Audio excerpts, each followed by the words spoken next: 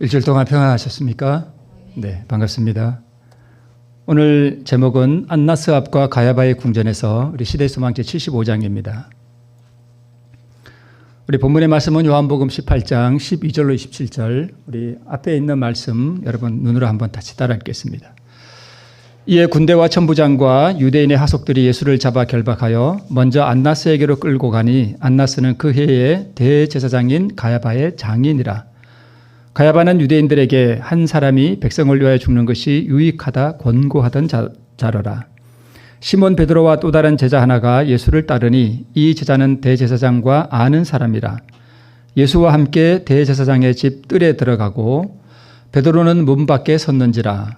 대제사장과 아는 그 다른 제자가 나가서 문 지키는 여자에게 말하여 베드로를 데리고 들어왔더니 문 지키는 여종이 베드로에게 말하되 너도 이 사람의 제자 중 하나가 아니냐 하니 그가 말하되 나는 아니라 하고 그때가 추운 고로 종과 하속들이 숯불을 피우고 서서 쬐니 베드로도 함께 서서 쬐더라. 대제사장이 예수에게 그의 제자들과 그의 교훈에 대하여 물으니 예수께서 대답하시되 내가 드러내어 놓고 세상에 말하였노라. 모든 유대인들의 모이는 회당과 성전에서 항상 가르쳤고 은밀히는 아무것도 말하지 아니하였거늘 어찌하여 내게 묻느냐. 내가 무슨 말을 하였는지 들은 자들에게 물어보라. 저희가 나의 하던 말을 아느니라.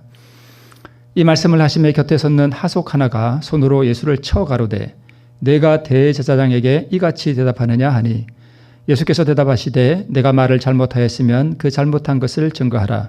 잘하였으면 내가 어찌하여 나를 치느냐 하시더라. 안나스가 예수를 결박한 그대로 대제사장 가야바에게 보내니라.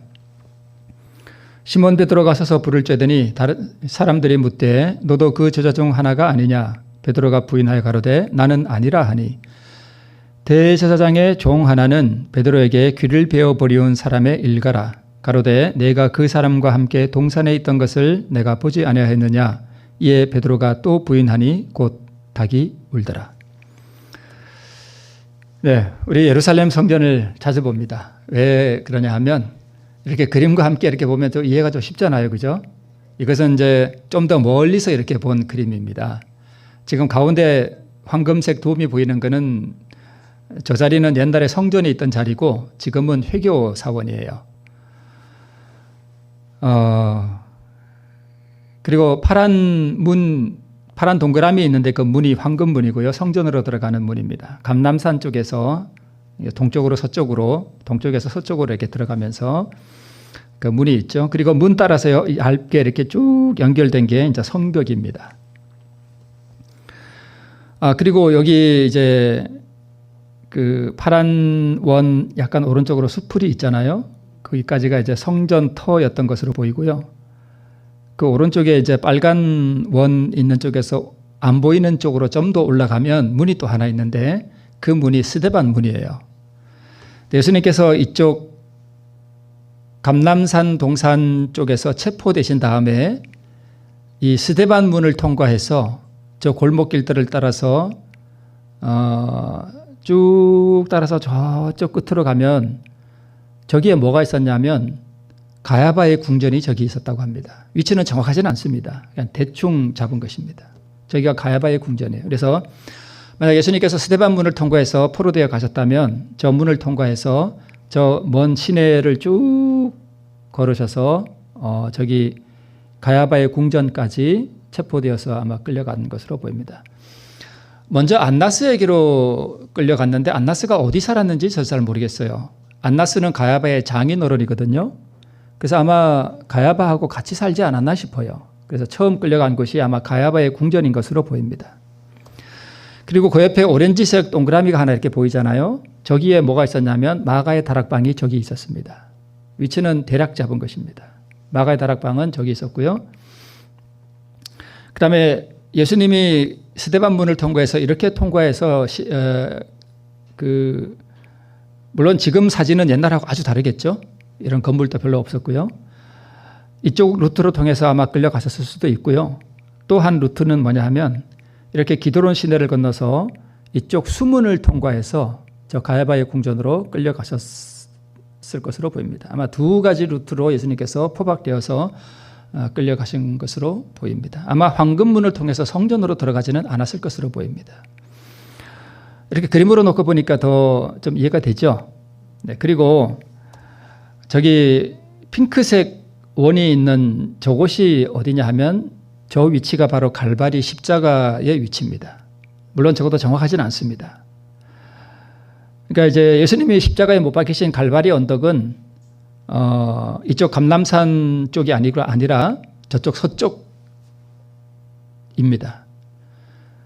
이걸 다시 그림으로 이렇게 보면 예수님께서 이제 이 빨간색 네모가 성전터고요. 그다음에 파란색 원 있는 쪽에 아마 겟세마네 동산이었던 것으로 보입니다. 저기서 체포되신 다음에 스데반문을 통과해서 이렇게 가셨을 수도 있고요. 또 하나는 지금 여기 핑크색 원이 보이죠? 저기가 골고다 언덕이 있었던 것으로 아마 그렇게 유추되는 곳입니다. 물론 이제 그때는 성벽이 이렇게 확장되지 않았어요. 성벽이 작았는데 그때 이후로 성벽이 확장돼서 골고다 언덕이 지금은 성 안에 들어가 있습니다. 예수님께서도 히브리서에 보면 성문 밖에서 고난당하셨다 이렇게 되어 있거든요. 그때는 성 밖이었는데 지금은 성이 확장되면서 성 안으로 들어왔습니다.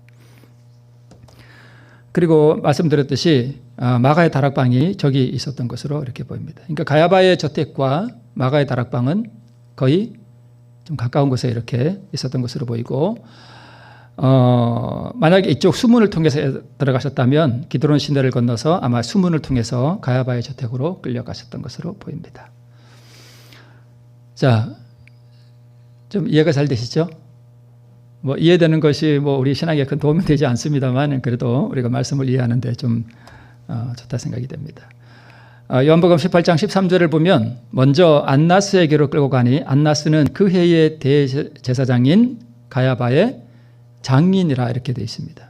그러니까 가야바는 안나스의 사위가 되죠.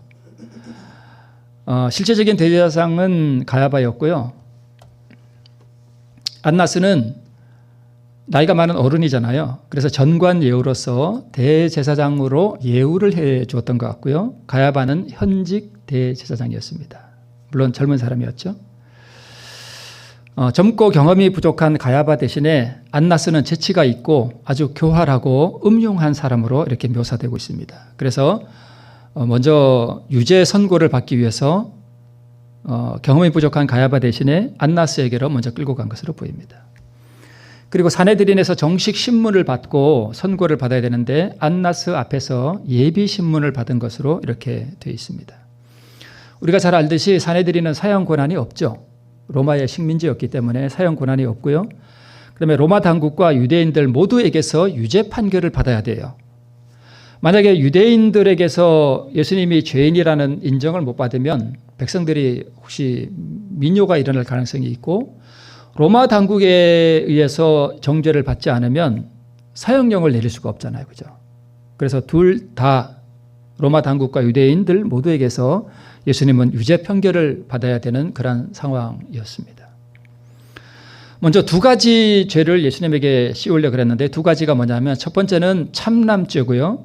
두 번째는 소요죄입니다. 참남죄는 뭐냐 하면 유대인들에게서 정죄 판결을 얻고자 하기 위해서는 참남죄를 적용해야 되고요. 그다음에 소요죄를 적용할 때는 로마 당국에게서 사형 판결을 얻을 수 있습니다. 왜냐하면 그 당시 로마 당국은 아주 조심스러운 게 그리고 신경 쓰이는 게 뭐냐 하면 반란이 일어나는 걸 아주 두려워했거든요. 그래서 예수님이 무리를 이끌어서 소요를 일으키고 반란을 일으키려 했다는 그러한 증거만 있으면 로마 당국에 의해서 뭘 받을 수 있는가 하면 사형 판결을 받을 수 있습니다. 그래서 이 두 가지 죄를 예수님에게 이제 씌우려고 했던 것입니다. 소요죄는 내란 선동 혐의죠.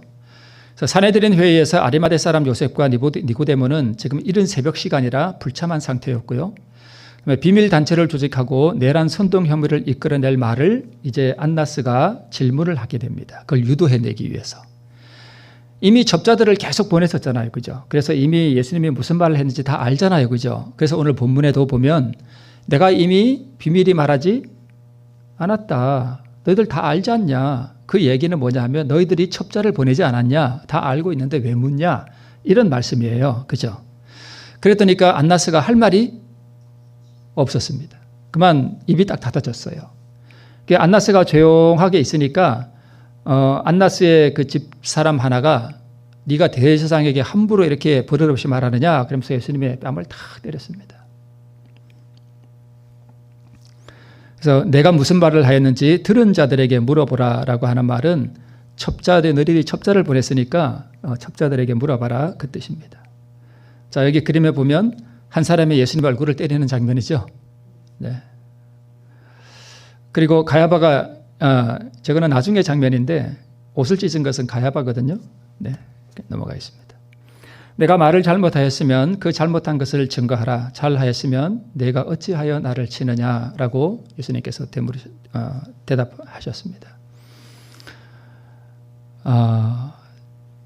참 어떻게 보면 우리가 저 당시에 저 자리에 서서 예수님의 얼굴을 때리는 그러한 역할을 하지 않은 것이 어쩌면 참 다행인지도 모르겠습니다. 무한히 순결하고 거룩한 분에게 있어서 능욕과 모독을 당하는 것은 예수님에게 있어서 엄청난 고통이었습니다. 그리고 지금 주위에 있는 모든 사람들은 예수님께서 지금 뭐 하려고 하는 사람들이에요? 이미 예수님은 이들을 다 창조하신 창조주잖아요. 그죠?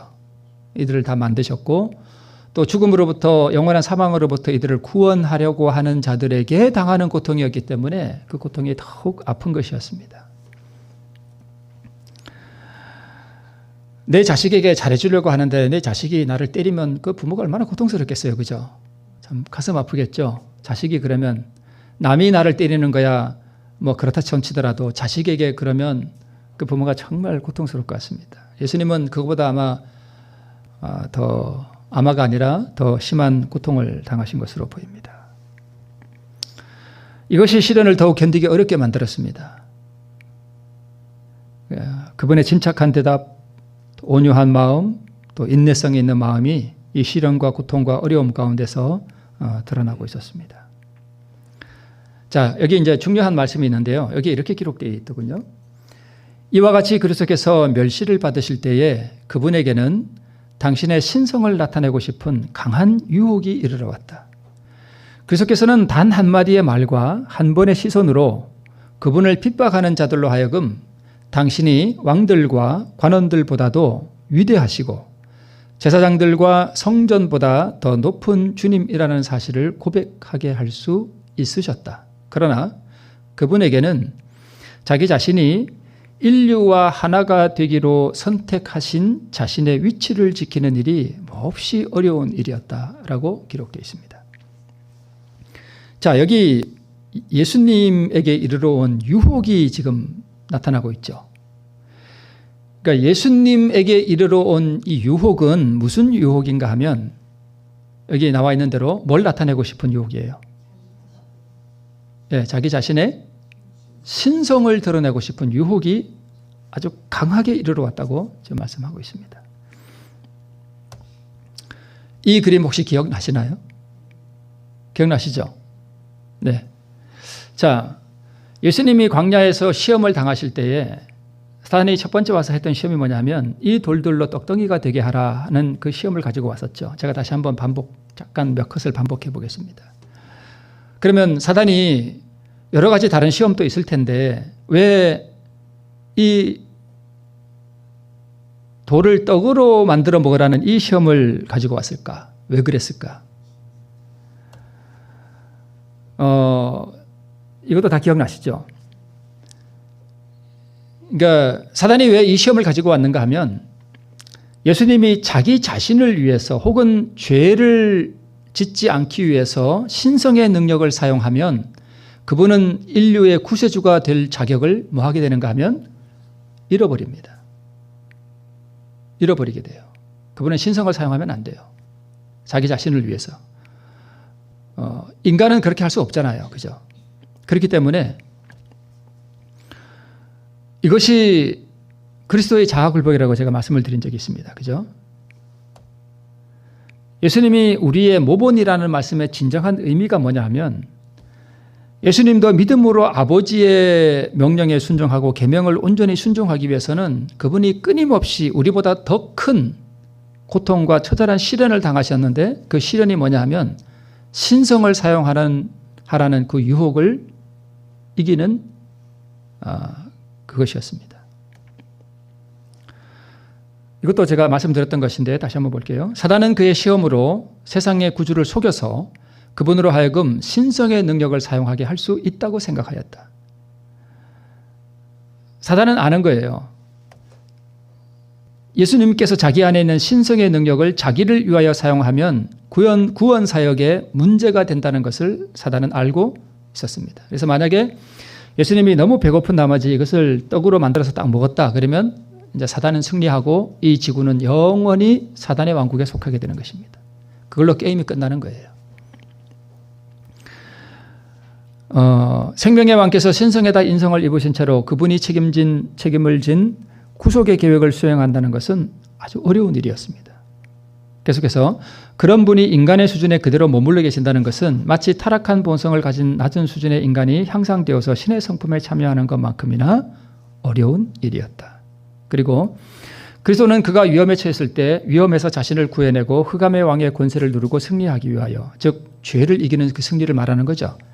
승리하기 위하여 그의 신성의 능력을 사용하고자 하는 경향성을 억누르기 위하여 그의 모든 힘을 다해야 하는 참으로 처절한 시련을 당하셨다라고 기록되어 있습니다. 여러분, 우리는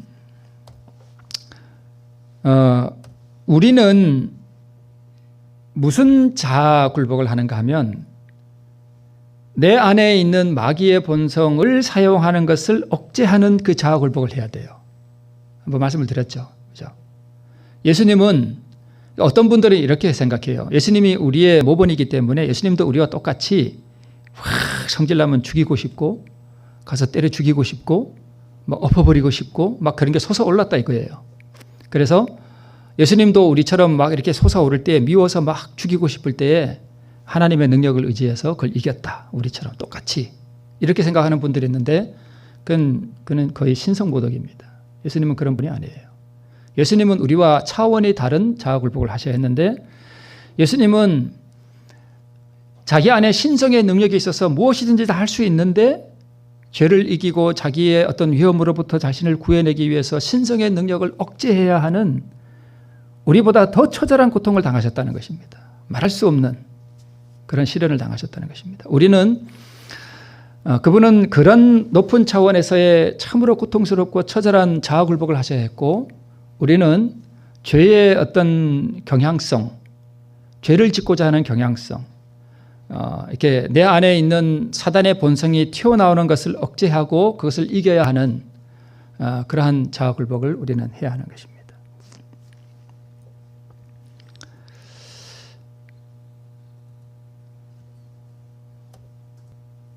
그래서 신성의 능력을 사용하면 인간의 모본이 될 수 없고요. 신성의 능력을 사용하여 돌을 떡을 만들면 실격됩니다. 구제주로서. 그래서 신성의 능력을 사용하여 그 무리들로 하여금 무릎을 꿇게 하면 실격되는 거예요. 그러니까 예수님이 신성을 사용하고 싶은 강한 유혹이 이르러 왔다는 이야기는 옆에서 누가 충동했다는 얘기예요. 마귀가 충동하는 거예요. 신성을 사용하라고. 예수님이 그 포박되어 있는 그 자리에서 마음만 먹으시면 그냥 눈빛만 한번 이렇게 해도 아니면 한마디 말씀으로도 신성을 확 이렇게 나타낼 수 있어요. 신성이 어떻게 나타날지 우리는 조금 이해는 되시죠? 짐작은 되시죠? 막 상상해 볼 수 있잖아요. 신성이 확 나타나는 걸, 그죠? 아주 쉬운 일이잖아요. 그러면 예수님을 지금 조롱하고 모욕하는 사람들이 그 신성의 영광을 확 받았을 때 어떻게 될까요? 아, 이분이 하나님이시구나 하고 그냥 무릎을 꿇을 거 아니에요. 그죠? 그 순간 예수님은 승리하는 게 아니라 실패하는 거예요. 그래서 그 무리들로 하여금 신성을 보고 무릎을 탁 꿇게 만들면 예수님은 더 이상 구세주가 될 수 없었습니다. 그 유혹이 너무나 강하게 왔다는 것입니다. 그래서 아까 보셨듯이 이와 같이 그리스도께서 멸시를 받으실 때에 그분에게는 당신의 신성을 나타내고 싶은 강한 유혹이 이르러 왔다라고 말씀하는 것입니다. 그리고 그분에게는 자기 자신이 인류와 하나가 되기로 선택하신 자신의 위치를 지키는 일이 몹시 어려운 일이었다라고 기록하고 있습니다.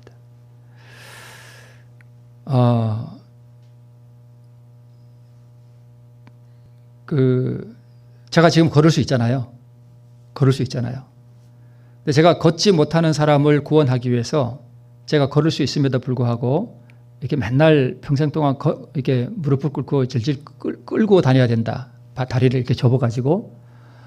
근데 오늘 또 저기 산책을 잠깐 나갔습니다. 저쪽 건너편에 큰 개가 한 마리 지나가더라고요. 내가 이렇게 다리를 끌고만 다녀야 돼요. 빨리도 못 가. 근데 만약에 큰 세파트 개가 나를 쫓아와. 나를 막 물으려고. 그럴 때 나에게 무슨 충동이 일어날까요? 뛰고 싶은 충동이죠. 그 위험으로부터 얼른 도망가고 싶잖아요. 그렇게 하는 순간 나는 제가 만약에 구세주라면 구세주로 자격을 잃어버리게 됩니다. 그러니까 예수님은 그 처절한 어떤 형언할 수 없는 그런 고통 가운데서 그분이 신성의 능력을 사용하는 것을 포기하는 그런 삶을 사신 것으로 보입니다. 그래서 인류와 하나가 되기로 그런 위험으로부터 인간은 자기를 구해내기 위해서 신성의 능력을 사용할 수 없기 때문에 우리의 모본 구세주가 될 수 없습니다. 그래서 그 위치를 지키는 일이 그분에게는 몹시 어려운 일이었다는 것을 지금 설명하고 있는 것입니다.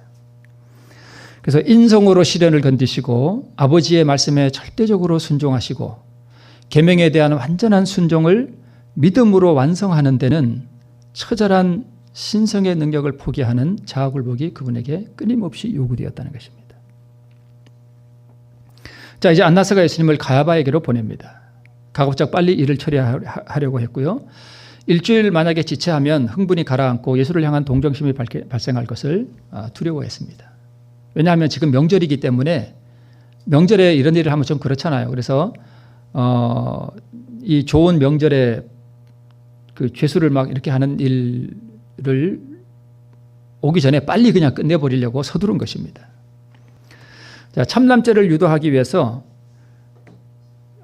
그러면 여러분 참남죄가 뭐냐 하면 두 가지예요. 참남죄를 적용하기 위해서는 두 가지인데 첫 번째는 인간이 죄사하는 권세를 가졌다 그러면 그게 참남된 거예요. 제가 인간이 됐는데 내가 당신의 죄를 용서합니다. 이러면 그 참남죄입니다. 인간이 돼가지고 인간의 죄를 용서해주는 그런 어떤 종교단체가 있죠. 네. 그 다음에 또 하나의 참남죄는 뭐냐 하면 자기가 하나님이라고 하면 그게 참남죄예요. 어떤 분이 맨날 편지를 보내는데 자기가 자칭 재림 예수래. 그래서 맨날 편지를 보내요. 그걸 바로 참남죄라고 합니다. 그래서 이 두 가지를 유도해내면 예수님은 유대인들에게서 정죄를 받을 수 있습니다. 아직 어둠이 깔린 이른 새벽이었고 사내들인 의회가 소집되고 회원들이 모이고 있는 막 그런 시간이었는데 모두가 지금 사단의 어떤 충동에 의해서 막 흥분된 상태였습니다. 그런데 유일하게 예수님만이 아주 침착하고 평온하신 모습을 보였다라고 말씀합니다.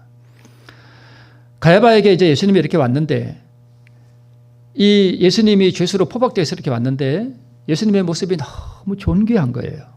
온유하고 침착하고 위엄이 있고 거룩한 모습을 보고 가야바가 감동을 받았습니다.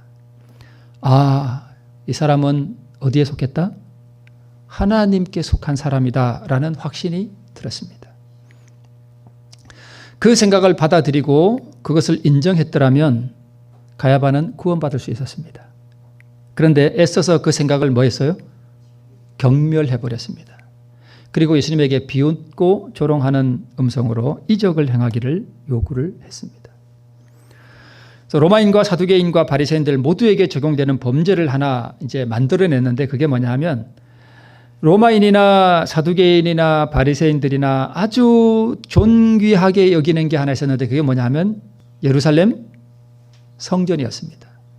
그 성전의 주인 되신 예수님은 지금 뭘 당하고요? 멸시와 모욕과 뺨을 맞고 있는데 그 성전을 거룩하게 하는 예수님은 그런 대우를 받으시는데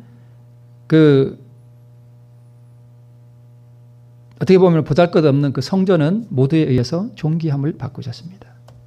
그래서 모두에게 정죄를 받을 수 있는 이 말을 유도해냈습니다. 그게 바로 뭐냐 하면 너희가 이 성전을 헐라 내가 사흘 동안에 일으키리라고 하는 예수님이 전에 하셨던 그 말씀을 이제 가지고 와서 성전을 허는 자다라고 하는 그러한 누명을 씌우기 위해서 이제 위증죄를 적용을 하게 됩니다. 위증을 하는 거죠.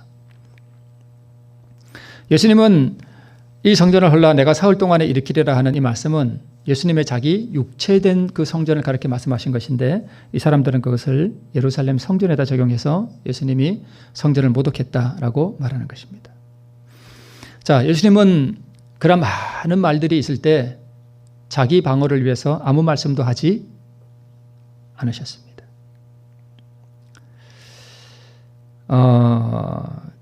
여러분, 만약에 우리가 어떤 사람에게서 억울한 모함을 받고 있을 때 뭐 하고 싶을까요? 가장 먼저 내 마음속에서 나를 뭐 하고 싶을까요? 변호하고, 그죠? 방어하고 싶죠. 그런데 예수님은 아무 말씀도 하지 않으셨습니다.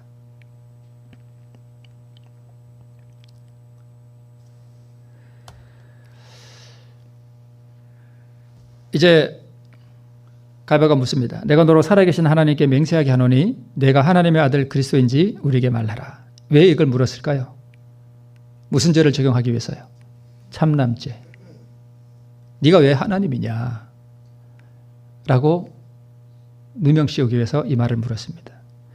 예수님께서는 자기 방어를 위해서 아무 말씀도 하지 않으셨지만 이 말씀에, 이 질문에 대해서는 뭘 하실 수밖에 없어요? 대답을 안 하시면 예수님이 스스로가 하나님이 아닌 것을 증거하는 것이죠. 그럴 수는 없는 것이죠. 그래서 이 말씀에 대하여 예수님께서 말씀하셨습니다. 내가 말하였느니라. 즉 본인이 뭐라는 거예요? 하나님이라는 말씀입니다. 그러자 가랴바가 옷을 찢었습니다. 근데 대제사장은 그 예복이 예수님의 성품을 표상하는 것이기 때문에 구약 레위기서의 2장에 보면 절대 대제사장의 옷은 뭐 하지 말라 그랬어요? 찢지 말라 그랬습니다. 부모가 돌아가셔도 찢지 말고 어떠한 경우에도 옷을 찢지 말라 그랬습니다. 그래서 죽음을 면하라 그랬는데 뭘 찢었어요? 옷을 찢어버렸습니다. 그러니까 가랴바는 그 옷을 찢는 행위를 통해서 자기가 자기 자신에게 정죄를 내린 것입니다. 예수께서 가라사대 내가 말하였느니라. 그러나 내가 너희에게 이르노니 이후에 인자가 권능의 우편에 앉은 것과 하늘 구름을 타고 오는 것을 너희가 보리라. 이렇게 말씀하셨는데, 가랴바는 이 사건 이후로 죽을 때까지 이 말씀이 그의 머리에서 떠나지 않았다 그랬습니다. 예수님의 이 말씀이 머릿속에서 돌았다 그랬어요.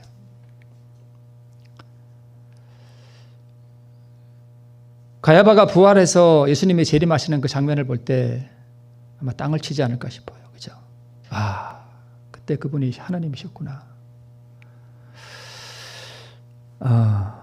이렇게 말씀을 하셨는데, 가랴바는 그 이후에 그렇게 됐는데 그 주위에 있던 수많은 사람들이 이 말을 계속 되받으면서 예수님을 조롱했습니다. 네가 하늘 구름을 타고 온다고? 네가 권능의 우편에 앉는다고? 이러면서 막 조롱하면서 예수님에게 심한 모욕을 가했습니다. 때리고 침뱉고 하는 그런 일들을 했습니다. 네, 이 장면이죠.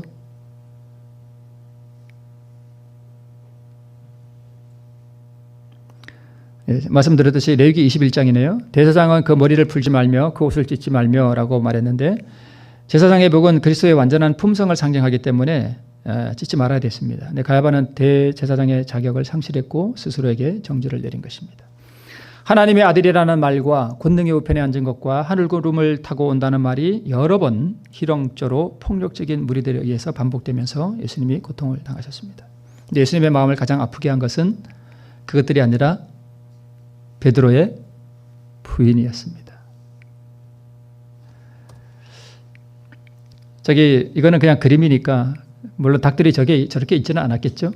예수님이 지금 어디론가 또 포박되어 가시면서 베드로를 측은하게 바라보시는 듯한 모습의 그림을 누가 그렸고요. 네.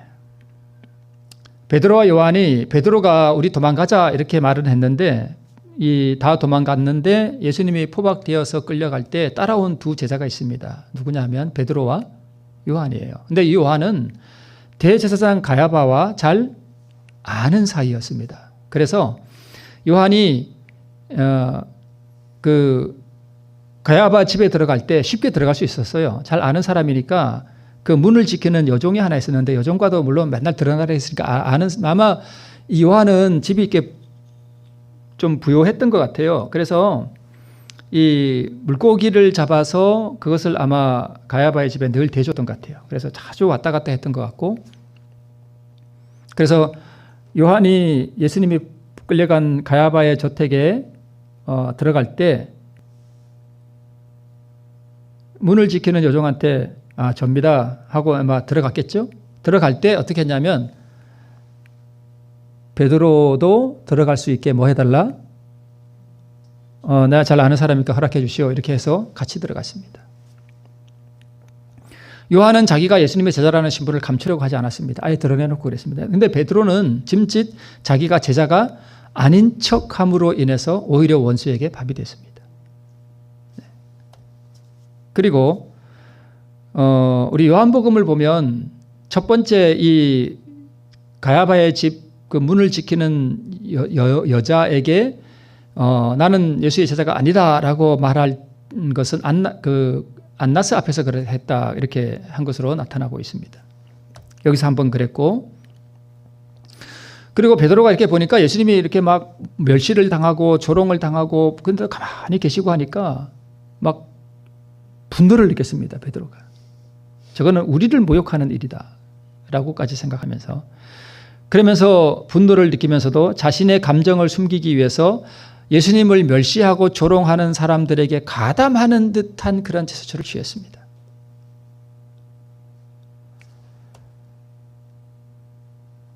두 번째 사람들의 무엇을 부인했고요.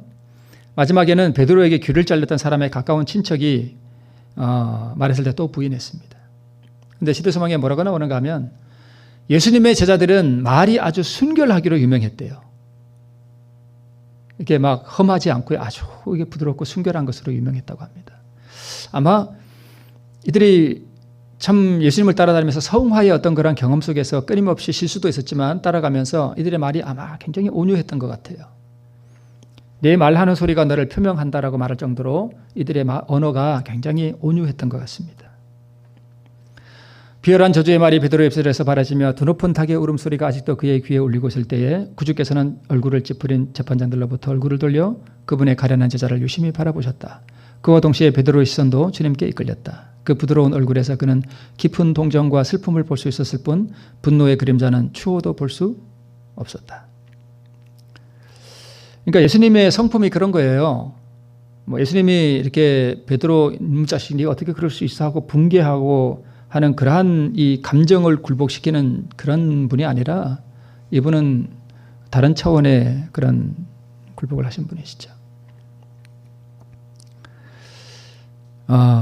창백하고 고통에 차있는 얼굴과 떨리는 입술과 동정과 용서의 정이 서린 그분의 모습은 화살처럼 그의 마음을 찔렀다. 그러면서 베드로가 다시 겟세마네 동산으로 뛰어가죠.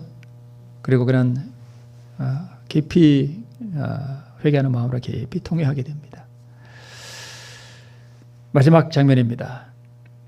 하나님의 천사들은 저희의 사랑하는 사령관에 대한 온갖 모독적인 표정과 말과 행실을 빠짐없이 기록하였다. 그리스도의 평온하고 창백한 얼굴에 침을 뱉고 멸시한 비열한 자들은 장차 태양보다 더 밝게 빛나는 영광의 얼굴을 보게 될 것이다.